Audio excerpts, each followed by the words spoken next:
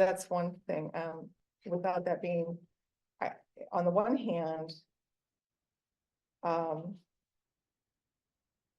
lot of things can fall into harm. If you look at maybe the first bullet point and not being addressed by a chosen name and a pronoun, I think when I go back to like, say, the respectful workplace, there was, I don't know if it was specifically worded, but I think that the gist was of intention to do harm. And that's a burden that might be hard to establish, but it also, if someone called someone by the name that they saw on a paper, and the person who has another chosen name felt harmed by that, but what was the intent of the person? They may not have known the other. They may, they're trying to be formal. There's so many things behind it. Was the intent to harm? And was there a knowledge that there was another name and that they purposely chose a different name? There's so many pieces of that. Well, I think that's all stuff we can work out. Yeah, but I mean, like, to put this out there and to put a lot of efforts into this, when I think that some of those things are already addressed internally, not in the community, but internally, we could add pieces to our respectful workplace, for internally. Externally, I don't even know. I mean, I'll be honest. I mean, this this conversation is harmful. I mean, the fact that how is that harmful? because you're questioning whether harm is actually happening in our community or transgender. No, I'm not questioning whether it's happening. I'm questioning, like, how do we define it, and how do we then, like, when we're told that, I mean, like, there needs to be a determinant. You can't just say, well, I was harmed. Like, well, maybe that's something the committee can give us advice on. I mean, I don't pretend to be an expert in that, but the committee probably would have some people who could help answer that question, and then we could come back to the board with,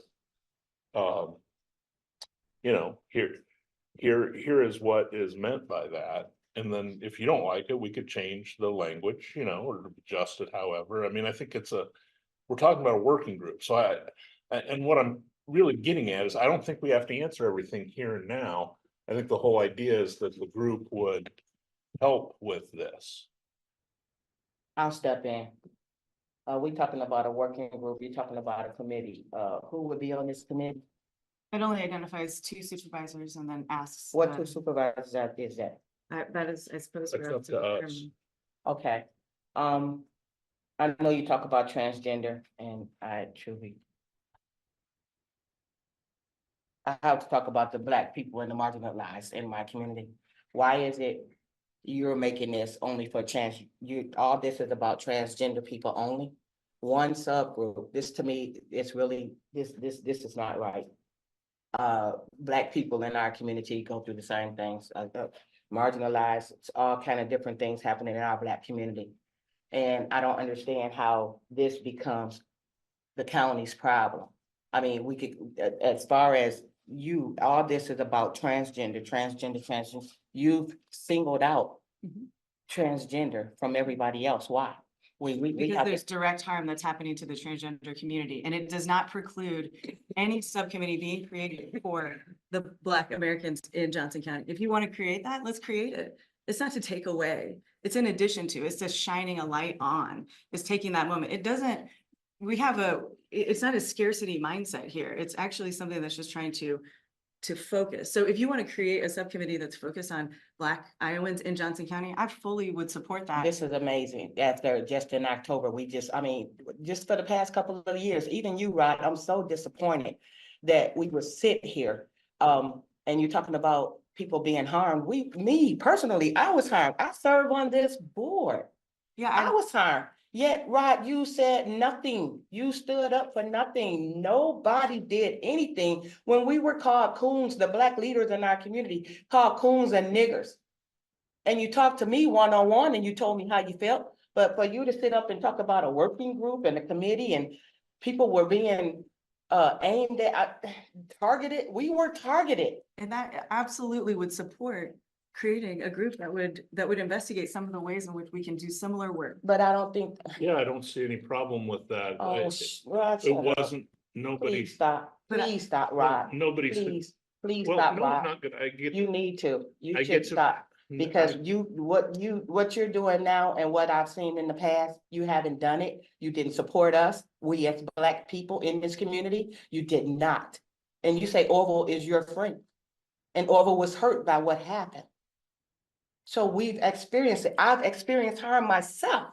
And I never expected anybody from Johnson County to come up with subcommittees or whatever. All I wanted But was we support. should. But we should, Why why shouldn't not? we? Why not? We, Now you want to come up with something? we've done this before. I What think you've done? we did the very similar thing where we had long conversations with both. I think I can think of 2 times where we did this, where we had groups, ad hoc groups that were created. One started working with Sudanese immigrants and one started working with Spanish speaking immigrants.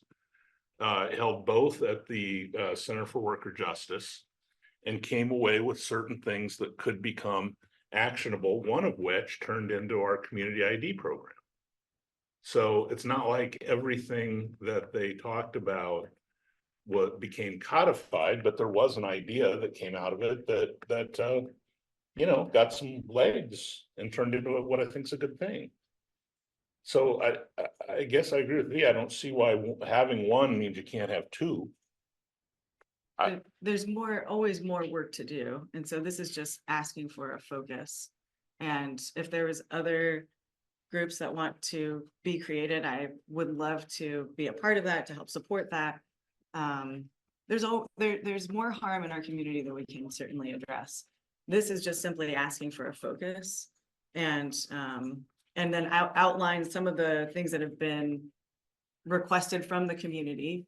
And obviously we live in the state of Iowa, and there have been, over 50 bills introduced in the state in the last 2 years. And directly harming youth, directly, impacting families. 20 years ago, we did a group because we felt there was a need for seniors. And we got the Johnson County Livable Community program specifically to address senior issues that grew out of a task force. I mean, I think this has happened a lot of times.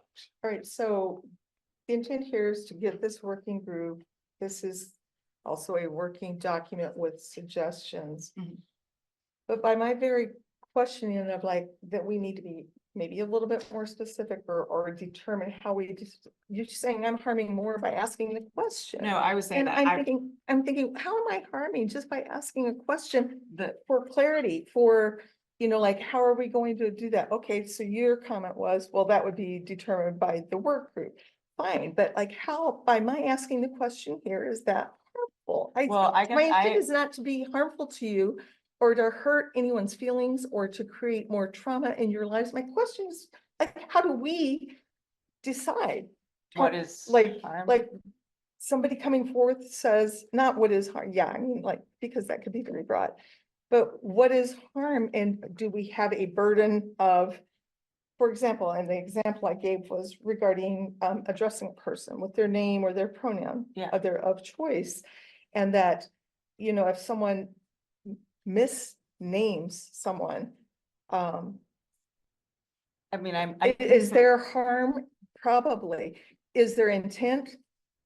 That's, there you Well, go. I think That's the part I think with it. And then I'm harming by asking that question. Well, I think that my understanding of your question was very acutely questioning whether harm happens. No, how do we define it? How do we know? Well, Like, I we think hear that, it, we hear it, but then what determinants are there, Right. for there to be harm? That is probably happening. But the person doing the harming, was their intent to harm? so- Maybe the thing that needs to happen is more education, yeah, I mean, because the intent is key, I think. actually impact is key. Impact So is key. you can They have both are, though. all of the intent that you want, because, and But then, the education piece could take care of it. right, well, and also I think that So intent does not often doesn't equal impact. And I think that when harm happens, what matters is how we deal with it. And so if you're able to address that harm, and this, so I'll just say that countywide, we're talking about structural, right? But if you're giving a very personal example, and as a transgender person, I can say when people misgender me, which happens every day, when somebody says, "Oh, I'm so sorry," actually, whatever. That moment right there is addressing the harm it's calling out. When somebody does it and just completely continues to use the wrong pronoun, in the conversation, in the duration, yeah, it feels harmful. I'm not necessarily asking that we go around policing that. I'm just saying that we can agree that harm happens when that happens. And, how do we address that structurally? And so that's where the policies come in. And there has been some conversation, particularly when we talk about our human rights ordinance and our handbook, as you mentioned. Do we have a dead naming policy? Do we have a dead naming policy? And this is where the education can come in. That is when you use Yeah, I know name what it is. not everybody does. So if you are dead naming somebody, that is when you're using somebody who has transitioned or is choosing a different name. You're using the previous name, and that's very specific to the transgender community. And when that happens, harm happens. And so what can we do as a county to create policies that's that acknowledges that harm, and then like you said, what happens? What are the repercussions? So some of those conversations have started, but we need to have more of a structural conversation. So while these things, and I guess, if I'm being honest, that's why I feel harmed, because we're making it very personal. But I want to recognize that is where it stems from, but that as a county, our responsibility is actually at a very structural level, recognizing that when that happens, that is harm, and how do we preempt that from happening, or how do we address that harm? And so I guess that's really the purview of this statement. And I can appreciate the question, and acknowledging that we need to really focus on the structural issues in the ways that the county allows those to happen, or sometimes even assists in that happening. And so where can we as the county put our resources, our policies in place to address those things? So, and I think this is why you would want a balance of people who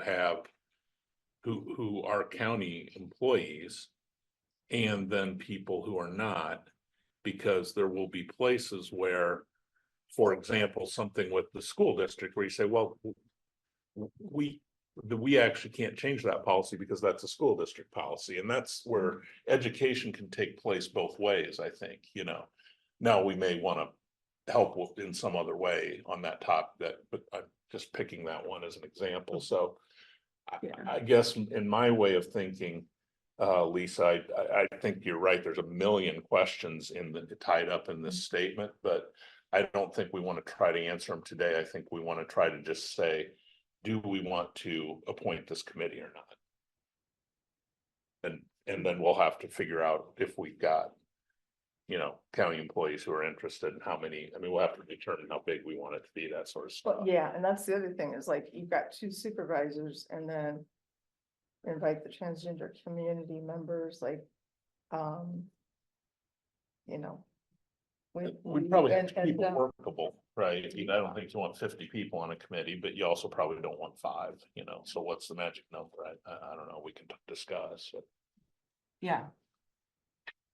I know there are very active people in the trans community. I also want to make sure that we have representation from the youth. I think it's important to hear from our young people, if possible. It might make sense to see if somebody from the county attorney's office or HR, so, who could look at things from that perspective a little bit. I was actually hoping, I know Nathan Peters is in the room, and he's been working very closely on the human rights ordinance, so that would be helpful to have that perspective. Yeah.